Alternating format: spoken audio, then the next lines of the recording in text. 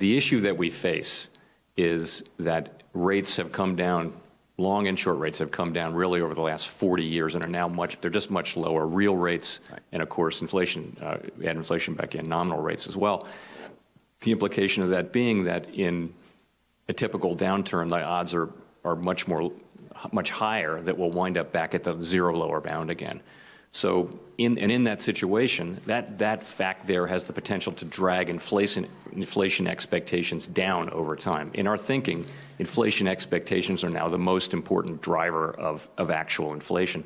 So we're trying to think, and really the economics profession's been thinking about it for 20 years, since the experience of Japan in the late 90s, thinking of ways to make that inflation 2% target credible, highly credible, so that inflation kind of averages around 2% rather than only averaging 2% in good times and then averaging way less than that in bad times, which would drag expectations down.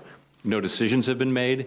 It is, you raise there are plenty of questions and concerns to be addressed, but there's also a problem that I think we owe it to the public to try to think our way through the best possible way to address that problem so that we can carry out our mandate.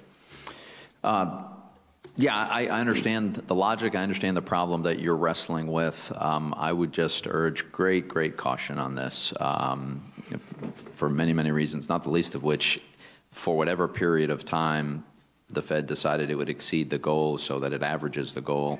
First of all, during that period of time, presumably you don't have price stability. I mean, certainly not zero. I mean, you'd be intentionally running above even the goal. So I've got other questions, but I see I'm out of time. I just want to urge caution on that one, Mr. Chairman.